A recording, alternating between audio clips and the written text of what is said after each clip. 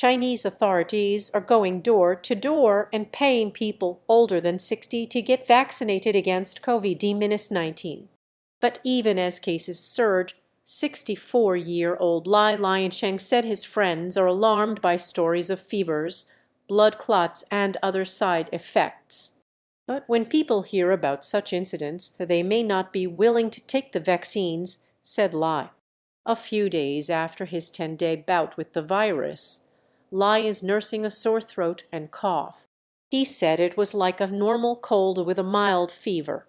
China has joined other countries in treating cases instead of trying to stamp out virus transmission by dropping or easing rules on testing, quarantines, and movement as it tries to reverse an economic slump. But the shift has flooded hospitals with feverish, wheezing patients. The National Health Commission announced a campaign of 29 to raise the vaccination rate among older Chinese, which health experts say is crucial to avoiding a health care crisis. It is also the biggest hurdle before the ruling Communist Party can lift the last of the world's most stringent antivirus restrictions. China kept case numbers low for 2 years with a zero-COVID strategy that isolated cities and confined millions of people to their homes. Now, as it backs off that approach, it is facing the widespread outbreaks that other countries have already gone through. The Health Commission has recorded only 6 COVID-19 fatalities this month, bringing the country's official toll to 5,241. That is despite multiple reports by families of relatives dying. China only counts deaths from pneumonia or respiratory failure in its official COVID-19 toll, a health official said last week. That unusually narrow definition excludes many deaths other countries would attribute to COVID-19. Experts have forecast 1 to 2 million deaths in China through the end of 2023. Li, who is exercising at the leafy grounds of central Beijing's Temple of Heaven, said he is considering getting a second booster due to the publicity campaign. As long as we know the vaccine won't cause big side effects, we should take it. Neighborhood committees that form the lowest level of government have been ordered to find everyone 65 and older and keep track of their health. They are doing what state media call the ideological work of lobbying residents to persuade elderly relatives to get vaccinated.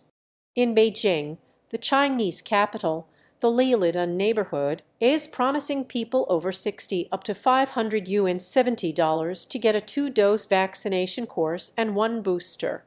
The National Health Commission announced Dec. 23, the number of people being vaccinated daily had more than doubled to 3.5 million nationwide. But that still is a small fraction of the tens of millions of shots that were being administered every day in early 2021. Older people are put off by potential side effects of Chinese-made vaccines, for which the government hasn't announced results of testing on people in their 60s and older. Li said a 55-year-old friend suffered fevers and blood clots after being vaccinated. He said they can't be sure the shot was to blame, but his friend is reluctant to get another. It has also said the virus keeps mutating. How do we know if the vaccines we take are useful? Some are reluctant because they have diabetes, heart problems, and other health complications. A 76-year-old man taking his daily walk around the Temple of Heaven with the aid of a stick said he wants to be vaccinated but has diabetes and high blood pressure. The man, who would give only his surname, Fu, said he wears masks and tries to avoid crowds. Older people also felt little urgency because low case numbers before the latest surge meant few faced risk of infection.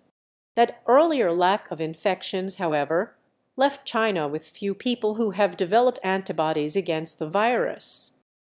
Now, the families and relatives of the elderly people should make it clear to them that an infection can cause serious illness and even death. More than 90% of people in China have been vaccinated, but only about 2/3 of those over 80, according to the National Health Commission. According to its 2020 census, China has 191 million people aged 65 and over, a group that, on its own, would be the eighth most populous country, ahead of Bangladesh. Coverage rates for people aged over 80 still need to be improved. And Duming's son arranged to have the 100-year-old vaccinated, according to his caretaker, Lai Shuging, who was pushing a face mask-clad dude through a park in a wheelchair. Lai agreed with that approach because none of the family members have been infected, which means they'd be more likely to bring the disease home to do if they were exposed. Health officials declined requests by reporters to visit vaccination centers. Two who briefly entered centers were ordered to leave when employees found out who they were. AP researcher Yu Bing and video producers Olivia Zhang and Wayne Zhang contributed.